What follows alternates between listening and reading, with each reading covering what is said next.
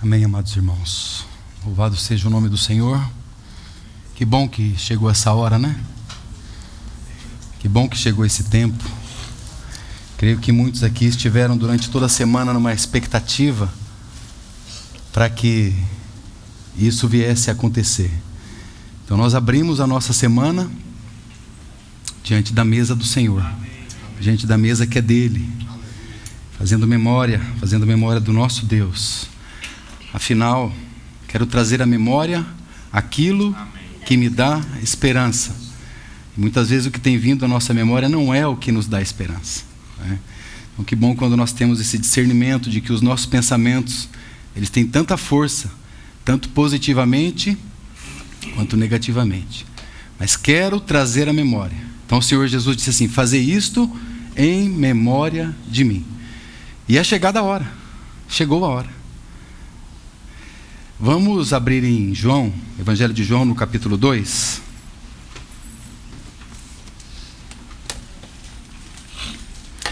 É um texto bastante conhecido dos meus irmãos, eu sei disso. Vamos então tocar em algumas realidades que aqui estão descritas a partir da palavra do próprio Senhor mesmo. Então ele diz aqui no versículo 4, capítulo 2 de João: disse-lhe Jesus: mulher, que tenho eu contigo? Ainda não é chegada a minha hora. Vamos orar. Amado Senhor, nós bendizemos o Teu nome nessa manhã. As Tuas palavras, essas palavras aqui que o Senhor mesmo disse há tanto tempo, ecoando ainda com realidade nesta manhã, Senhor. Que ela possa de fato perfurar os nossos corações, entrar com verdade, com vida, com realidade. Amém. Obrigado por nos trazer essa palavra mais uma vez. Ó Senhor, faz tanto tempo que o Senhor a disse, mas ela é tão verdadeira. E obrigado porque chegou a hora de fazermos a memória do Senhor, nos lembrarmos de todo o Teu sacrifício. Amém. Queremos dizer que estamos aqui por um motivo, porque o Senhor é digno. Amém. O único digno neste universo. Tu és digno. O Senhor provou a Tua dignidade. É verdade. Glórias ao Teu nome, Senhor. Amém. Em nome de Glória Jesus. Amém. Mulher, que tenho eu contigo, ainda não é chegada a minha hora. Qual é o sentido, irmãos, dessas palavras aqui? A que essas palavras se referem? Né? Que hora seria essa que o Senhor Jesus está aqui dizendo, mostrando para nós? Irmãos, com base aqui no contexto imediato, a gente pode tirar algumas conclusões. Uma delas, que essa palavra pode estritamente significar a paixão de Cristo. Mas ela não se limita a isso, ainda que seja algo muito grande. A paixão de Cristo é algo muito grande. A palavra paixão é do latim, a palavra passione, que quer dizer um amor tão grande a ponto de eu me submeter a qualquer tipo de sacrifício por causa da minha paixão. Esse é o significado de paixão. Ou seja, o Senhor Jesus, na sua paixão, Ele era capaz de qualquer coisa por causa de algo que Ele amava, né? E podíamos assim com toda segurança dizer por causa de alguém que Ele amava. E esse alguém, esse objeto do amor de Cristo é a igreja dele. São os próprios salvos em Cristo. Então, essa é a expressão da paixão de Cristo. Quando nós olhamos aqui o contexto, a gente pode ficar limitado a isso, ainda que é algo grande, né? Volto a repetir. Mas a paixão, ela compreende, a paixão de Cristo compreende desde a última ceia do Senhor até a morte do Senhor. Essa é a paixão de Cristo. Mas o que está aqui descrito pelas palavras do nosso Senhor vai muito além disso. Muito além da última ceia. É antes da última ceia. E muito depois da sua morte. É algo que tem uma abrangência universal. Não só isso, mas uma abrangência eterna. Ainda não era chegado a sua hora. Então, se nós tomarmos aqui isoladamente esse texto, ele não vai nos permitir ter uma compreensão total do que o Senhor estava querendo realmente dizer e falar para sua mãe, para a mulher ali, né? Ele até parece que é algo mal educado, ainda que possa ter uma conotação de algo mal educado com a sua mãe. Ele disse mulher, né? Mas era uma expressão comum ali. dos judeus. Os judeus chamavam, tanto que no capítulo 4, quando você vê o Senhor Jesus se dirigindo, por exemplo, à mulher samaritana, ele disse, mulher, né, chama teu marido e vem cá. Lá no capítulo 19, ele também usa essa expressão. É uma expressão que pode significar, senhora, ainda não é chegada a minha hora. Porque haveria algo ainda muito maior e muito mais profundo que o Senhor iria revelar quando a hora chegasse. Mas ainda não era chegado essa hora. Essa expressão, irmãos, ainda não é chegada a minha hora, tanto no seu sentido negativo, né? Ainda não, quanto no seu sentido positivo, é chegada, ela ocorre 12 vezes nas Escrituras, no Novo Testamento, aliás, melhor dizendo. De Mateus até Apocalipse, essa expressão acontece, essa frase ocorre. Não é interessante isso? Eu digo porque, às vezes, você tem palavras do grego, que às vezes você só tem uma vez que ela ocorre. E aí, quando a gente vai buscar entender os outros significados dela, você fica com um pouco de limitação. Você não consegue compreender muito. Mas essa expressão, essa frase, ela é recheada no Novo Testamento. Como eu disse, desde Mateus até Apocalipse. É interessante que todas as vezes que essa frase ocorre, tanto no sentido positivo, ainda não é chegada a minha hora, ou ainda é chegada a minha hora, ou já é chegada a minha hora, elas estão sempre se referindo à vida, à pessoa e à obra de Jesus. Todas as vezes. Eu vou dizer para os irmãos que nós estamos aqui no Evangelho de João. E parece que João, ele gosta muito dessa frase, porque ela ocorre 12 vezes, né? Como eu disse, no Novo Testamento. E João, só João, a usa 9 vezes. 8 vezes ele usa aqui no seu Evangelho, e uma vez ele usa em Apocalipse. Agora, nos Evangelhos sinópticos, então, se nós temos 9 vezes que João usa, nos Evangelhos sinópticos nós temos 3 vezes. Aí sim, muito interessante, Mateus, Marcos e Lucas estão se refere estritamente à paixão de Cristo. Estritamente.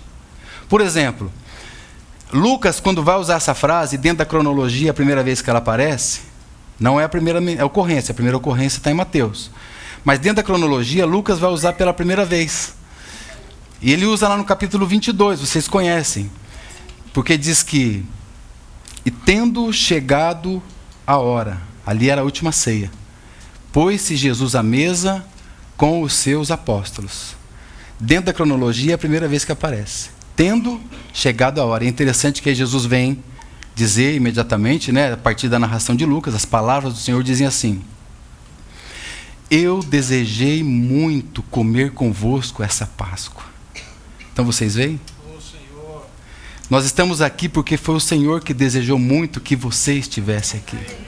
Antes de haver uma ardência no nosso coração, houve uma ardência no coração dele. A segunda vez que acontece é lá em Mateus. E aí é uma cena que ocorre logo após a ceia, a última ceia, que é no Getsêmani. Lugar de sofrimento. A palavra Getsêmani significa prensa de azeite. E ali o Senhor foi comprimido, né? E é interessante que na compressão, quanto mais ele é apertado pelo Getsêmani, ocorre o que acontece com as próprias azeitonas, né? Elas saem um óleo dela. Quanto mais o Senhor era apertado, mais a vida do Espírito Santo saía dele. Então o Senhor Jesus disse ali no Getsêmani, Mateus capítulo 26, eis que é chegada a hora, e o Filho do Homem será entregue nas mãos dos pecadores. E a última expressão então dos evangelhos sinópticos, que então está no Evangelho de Marcos, ali já estamos na crucificação. Então, nos evangelhos sinópticos, está se referindo especificamente à paixão. É aquela ardência e amor tão profundo a ponto de eu entregar a qualquer tipo de dor por causa do meu objeto, do meu amor. Então ali na crucificação, Marcos diz assim: chegada a hora sexta, até a hora nona houve trevas sobre a terra. Então vocês veem, irmãos, o momento onde o sol está mais fulgurante, né? Do meio-dia até as 3 houve como que um eclipse, né? Sobre toda a terra. A luz se apagou, porque os nossos pecados foram colocados na pessoa do Senhor. E ele ficou totalmente desfigurado. Quando nós lemos Isaías 53, nós descobrimos e nós vemos um pouco daquilo que aconteceu com o nosso Salvador. O que aconteceu com Ele. Então chegou a hora, e a hora sexta houve trevas sobre toda a terra. Irmãos, João ainda vai nos dar outras perspectivas a respeito do ainda é chegada a minha hora, ou ainda não é chegada a minha hora. Mas deixa eu dizer para vocês a respeito do contexto aqui, que eu creio que isso vai nos ajudar a ter uma compreensão um pouco mais larga a respeito do que o Senhor estava querendo dizer aqui. Mulher, que tenho eu contigo, ainda não é chegada a minha hora. Nós estamos aqui diante do primeiro milagre do Senhor Jesus. E João relata isso. Na verdade, João ele conclui o seu evangelho no capítulo 21, dizendo que muitos outros feitos fez o Senhor, muitos outros. Mas se ele fosse escrever todos, não caberia nos livros desse mundo todo. Não ia caber. Então ele selecionou 7. E é interessante que dos 7, ele seleciona não só o primeiro, que é esse aqui, mas seleciona outros 6 também, que são, assim, milagres impressionantes. Os quais, o último deles, é a ressurreição de Lázaro. Digamos que seria o ponto máximo, né, do cumprimento profético do Messias ter vindo ao mundo, ou seja, ele mostrando as suas credenciais de quem ele de fato era. Eu sou o Messias, eu estou provando isso para vocês.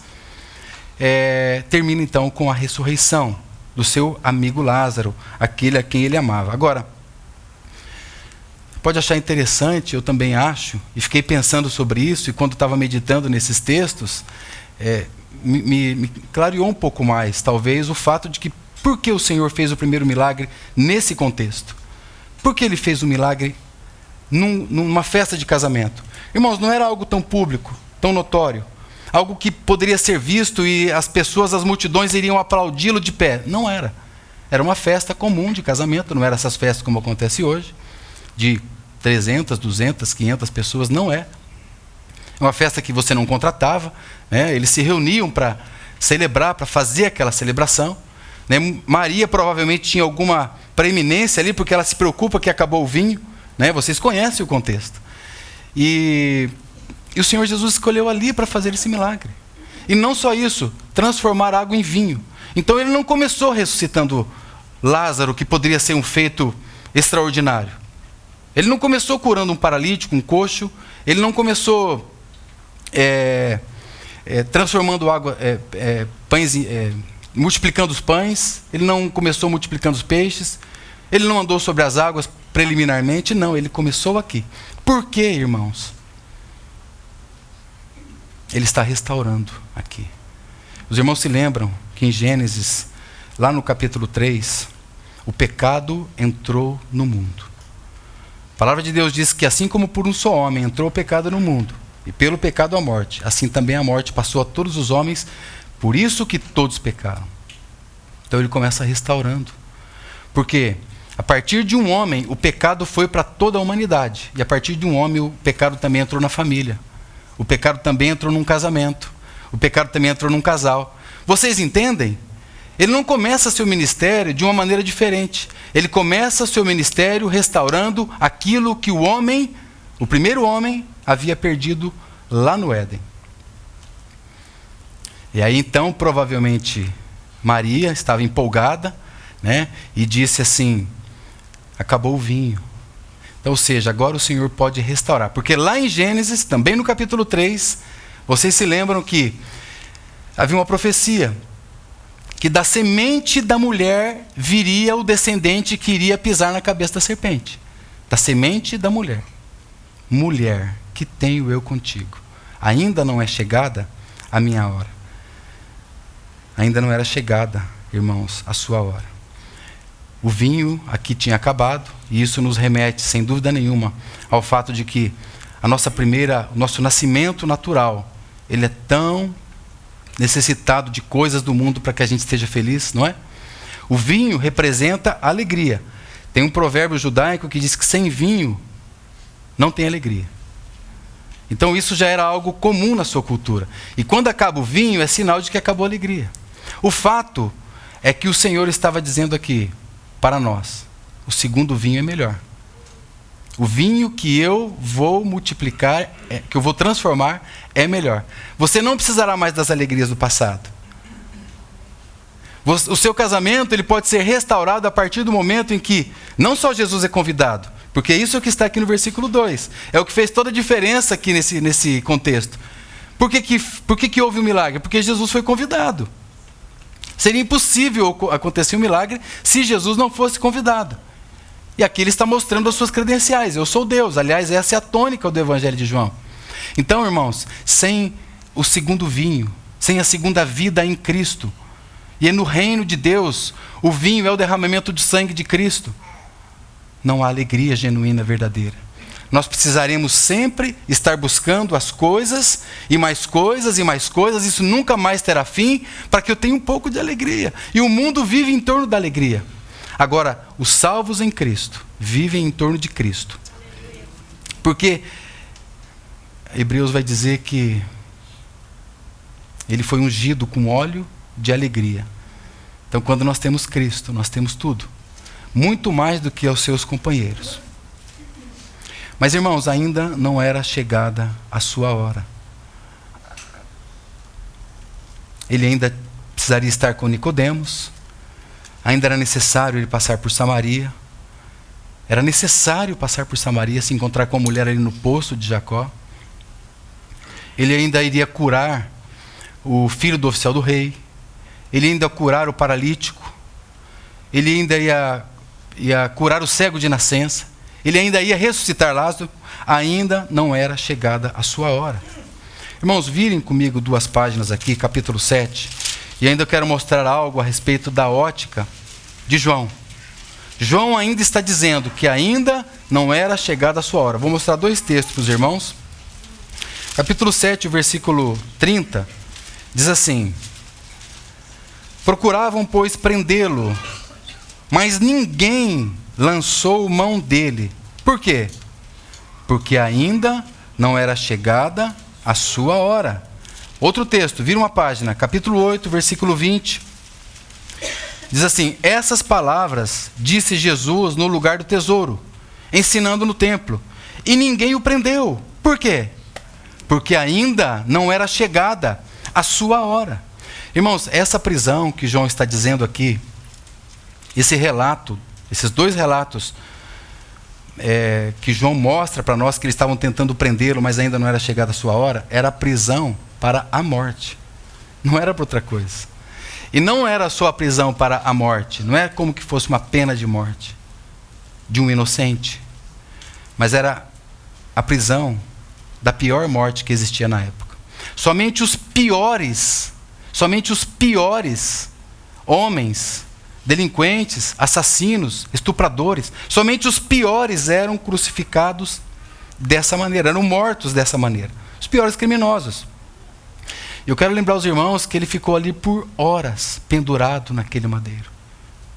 Eu quero dizer para os irmãos que ele carregou a sua própria cruz, por aproximadamente 2 quilômetros. Só a parte de cima pesava aproximadamente 30 quilos. E ele fez isso, por mim e por você. Possivelmente você vai estar se lembrando assim: eu sou o dos piores dos pecadores. Porque esse santo não tinha nenhum pecado. É verdade, irmãos. Ele não tinha nenhum pecado. No entanto, ele carregou sobre si todas as nossas dores. E a multidão em volta dele cuspia no seu rosto, lhe atirava pedras. Ele foi açoitado, humilhado, oprimido, muita aflição por causa de uma paixão. E ele foi até as últimas consequências por causa disso, por causa exclusivamente do seu amor. Agora, irmãos, deixa eu mostrar para vocês, nas palavras agora do próprio Senhor. Ele vai nos dar agora como que um outro sabor dessa expressão. Ele vai trazer sempre no sentido positivo. É chegada a hora. E ele vai dizer o motivo para isso. Porque muitas vezes a gente pode achar que o Senhor Jesus, ele estava numa espécie de coitado, né? A gente assiste o filme do Mel Gibson e fica torcendo para ele não ser crucificado no final.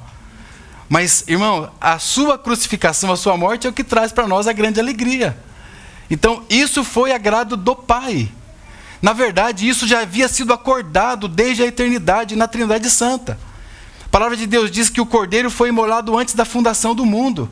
Isso significa que eles já estavam prontos e preparados para esse tempo, para esse momento, para salvar e resgatar todo aquele que cresce no Senhor Jesus. Todo aquele que cresce no Senhor Jesus. Aliás, irmãos,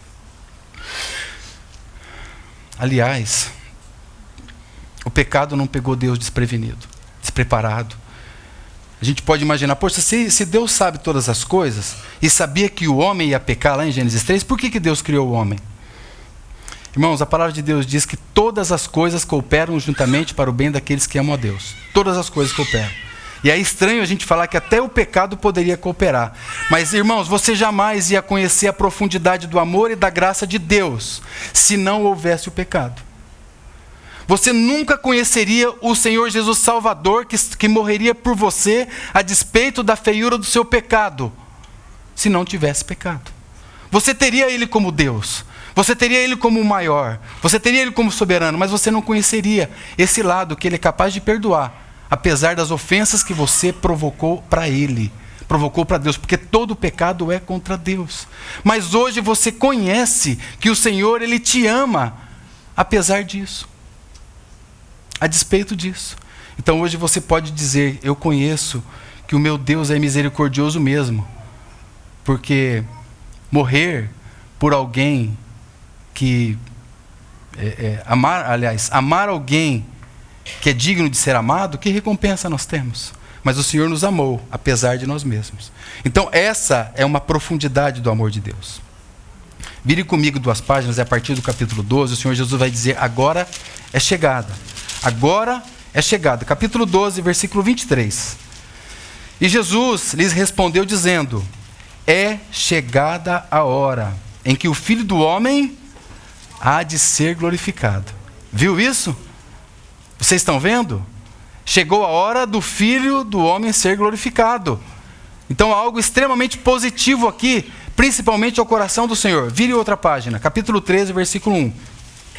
Eu disse para os irmãos que João ama essa expressão. E ele diz aqui, ora, antes da festa da Páscoa, sabendo Jesus que já era chegada a sua hora de passar do mundo para o Pai. A alegria dele estava aqui. Estava chegando a hora. Irmãos, eu vou sofrer, pensava o Senhor. Eu vou ser açoitado, eu vou ser humilhado, vai haver trevas. Mas eu vou para o Pai. Eu estarei com Ele eternamente. Isso estava... dentro do coração do Senhor. Havia uma viva esperança a despeito da morte do Senhor. E o que está dizendo aqui o texto? De passar deste mundo para o Pai. E eu não ia concluir a leitura aqui do texto, mas eu vou concluir, porque é muito lindo, né? De passar deste mundo. E tendo amado os seus, amou-os até o fim. Vocês estão vendo? Amou. Aqui o fim não é que acabou, ele não parou de amar, ele ama até hoje. Eu amo você até as últimas consequências. Até o fim. Eu amo você até as últimas consequências. Irmãos, capítulo 16, veja esse texto também. Verso 32. Eu disse que são 12, eu não vou citar todos, claro. Mas olha aqui o versículo 32. Olha que precioso, irmãos. Eis que chega a hora, e já se aproxima, em que sereis dispersos, cada um para a sua casa, e me deixareis sós. Olha só, Jesus ia ser abandonado, ia ser preterido, mas o que ele está dizendo? Mas eu não estou só, eu não estou, por quê? Porque o Pai está comigo. Aleluia. Agora, veja capítulo 17, versículo 1. Ele diz assim, Jesus falou estas coisas, e levantando os olhos ao céu, disse, Pai, é chegada a hora. Pai, é chegada a hora. Glorifica a teu Filho, para que também teu Filho te glorifique a ti. Aqui é o Filho, é o Deus Filho orando ao Deus Pai. Estamos nas últimas horas da vida terrena do Senhor Jesus. Esse é o contexto. E o Senhor então rasga o seu coração em palavras, em emoções. Nós não podemos ler aqui como uma letra morta. A palavra de Deus, nenhum versículo é assim. Ela é viva e ela é eficaz. Então, essa é a expressão dos seus últimos desejos aqui na terra. E ele levanta os olhos. É uma expressão, irmãos, de oração, como se Jesus estivesse olhando para o céu. com um gesto de total ardência, de total fervor, de uma afeição total, de uma total confiança que o Pai iria ressuscitá-lo. E ele voltaria para o lugar que sempre ele ocupou, o trono da eternidade. Era isso que estava no coração dele. Então veja, irmãos, essa expressão do Senhor não pode ser vista de uma maneira simples. Porque ele está olhando ali para o seu assento de majestade. Ele ocupou durante toda a eternidade. E agora ele estaria de volta vendo aquilo que ele sempre ocupou. Aquele lugar que ele sempre ocupou. É chegada a hora. Glorifica o teu filho. Glorifica o teu filho de se afastar desse mundo. De deixar esse mundo. De humilhação, de abandono, de morte, de uma aparente derrota. Afinal, irmãos, tudo estaria então consumado. Tudo ia ser consumado. É verdade que iria ter o sofrimento, mas como eu disse aos irmãos, isso já estava acordado entre Pai, Filho e Espírito Santo, onde se levantaria o Redentor da humanidade, de todo aquele que cresce no Senhor. Cordeiro, irmãos, foi imolado antes da fundação do mundo. Glorifica o teu Filho. Glorifica o teu Filho. É chegada a hora. Cumpriu-se a promessa, irmãos. E chegou a hora em que Cristo ressuscitou. O Senhor Jesus, agora, nesse exato momento, e a partir então dessa expressão, glorifica o teu Filho, ele está assentado à destra de Deus Pai. Como um vencedor, como o nosso sumo sacerdote. Ocupando aquele lugar que sempre ele teve, junto ao seio do Pai. Eu vou pedir para os irmãos, então, para a gente ler um último texto. E é a última vez que essa expressão acontece, em Apocalipse, no capítulo 14. Irmãos, me perdoem os muitos textos, mas eu queria muito que os irmãos estivessem assim, observando, olhando cada um deles, para que essa cena, esse cenário fosse montado, então, no coração, na mente e na visão de cada um. Apocalipse capítulo 14, o versículo 7, nessa visão da eternidade. Porque aqui, João, ele tinha entrado, a partir da permissão do Senhor, ele foi então arrebatado ali, então ele pôde entrar num lugar mais fundo, mais profundo, na eternidade. Então, uma das visões, um dos momentos dessa cena que ele tem é essa daqui. Onde é um momento, sim, de juízo para o mundo perverso e pecador que rejeitou o Filho de Deus.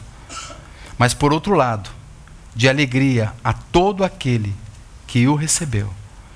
De alegria, alegria genuína, de uma transformação verdadeira, do segundo vinho que é melhor, da segunda alegria que é melhor. E a palavra diz assim, dizendo com grande voz, aqui temos uma grande multidão, dizendo com grande voz. Nós podemos, de alguma maneira, vou convidar os irmãos a fazer isso, para a gente ler juntos, de alguma maneira a gente colocar os pés nesse momento, porque isso está acontecendo exatamente na eternidade, nesse momento agora. Né? A eternidade, ela não tem tempo, passado, presente e futuro, né? Então, de alguma maneira, irmãos, ainda que a versão seja diferente, não tem problema. Dizendo com grande voz, temei a Deus e dai-lhe glória, porque é vinda a hora.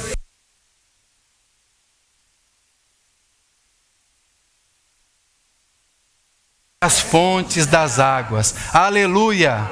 Louvado seja o nome do Senhor, amados. Aleluia! Adorai ao Senhor, louvai ao Senhor, porque é chegada a hora. E nós bendizemos o nome do Senhor, para todo sempre. Amém.